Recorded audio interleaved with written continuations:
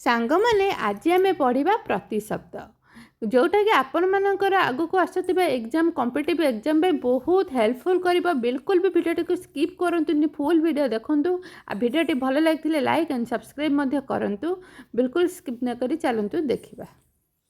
ବେଳେବେଳେ ଏକାଧି ଶବ୍ଦ ଏକ ଅର୍ଥରେ ବ୍ୟବହୃତ ହୁଏ। ଏହି ପ୍ରକାର ଶବ୍ଦଗୁଡ଼ିକୁ ପ୍ରତିଶବ୍ଦ ବା ପର୍ଯ୍ୟବାଚକ ଶବ୍ଦ କୁହାଯାଏ। ଯେମିତିକି ଅଗ୍ନି, ଅନଳ, ପାବକ, ହୁତାସନ, ବିନ୍ନ, ଚିତ୍ରଭାନୁ, ବୈଷ୍ଣନର, ଅପତି, ଅମୃତ, ଅମେୟ, ସୁଧା, ପୀୟୁଷ, ରାକ୍ଷସ, ଅସୁର, ଦାନବ, ଦନୁଜ, ରକ୍ଷ, ଦୈତ୍ୟ, ଆକାଶ, ଅମ୍ବର, ଗଗନ, ନଭ, ଅନ୍ତରିକ୍ଷ, ବ୍ୟାମ, ଅନନ୍ତ, ଅଭ୍ର, ଅରଣ୍ୟ, ବିପନ୍ନ, କାନନ, ଗହନ, ବନ, ଅଟବୀ, ବଣ, ଆଖି, ନେତ୍ର, ନୟନ, ଲୋଚନ, ଚକ୍ଷୁ, ଅଖି, ଇକ୍ଷଣ।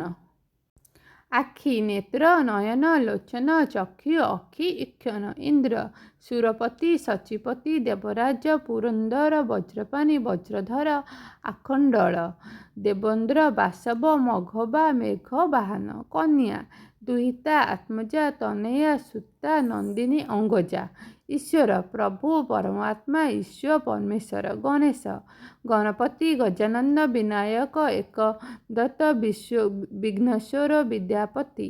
କୁଆ, କାଳ, ବାୟସ, ଏକାକ୍ଷ, ବିଳଭୁକ, ବଳି, ପୁଷ୍ଟ। କୋଇଲି, କୋକିଳ, ପିକ, ବନପ୍ରିୟ, କଳକଣ୍ଠ, ପରଭୃତ, ବସନ୍ତଦୂତ। ପବନ, ବାୟୁ, ସମୀର, ଅନିଳ, ପବମାନ, ସମୀରଣ, ମରୁତ, ପ୍ରଭଞ୍ଜନ, ଗନ୍ଧର୍ବହ, ମାରୁତ, ବାତ। କିରଣ, କର, ଅଂଶ, ପ୍ରଭା, ରଶ୍ମି, ମୟୂଖ, ଗବସ୍ତି। କରଣ, କର, ଅଂଶ, ପ୍ରଭା, ରଶ୍ମି, ମୟୂଖ, ଗବସ୍ତ। ସାପ, ହରି, ଅହି, ଭୁଜଗ, ବିଷଧର, ଭୁଜଙ୍ଗ, ଫଣୀ, ଭୋଗୀ। ମେଘ, ବାରିଦ, ନିରଦ, ଜୀବନ୍ତ, ଅଭ୍ର, ମୁଦ୍ରିତ, ପ୍ରଦ, ଘନ, ବାରିବାହନ, ଧାରାଧର, ବଳହକ, ଜଳ ଧୀର, ଜଳଧୀର। ଗଙ୍ଗା, ଜାହ୍ନବୀ, ବିଷ୍ଣୁପଦବୀ, ସୁରଧନ୍ୱୀ, ଭାଗୀରଥୀ, ତ୍ରିପୋଥଗା, ଦେବନନ୍ଦିନୀ, ସୁରନନ୍ଦିନୀ, ସ୍ୱର୍ଣ୍ଣଦୀ। ଇଚ୍ଛା, ଅଭିଳାଷ, ଆକାଂକ୍ଷା, କାମନା, ବାଞ୍ଛା, ବାସନା, ଏଷଣା ପ୍ରଭୃତି। ଆଗ୍ରହ, ମନୋରଥ, ଲାଳସା, ସ୍ପୃହ। କଢ଼, କଲି, କଳିକା, କୋରକ, ମୁକୁଳ, ମଞ୍ଜରୀ, ଉତ୍କଳିକା, କଢ଼ି।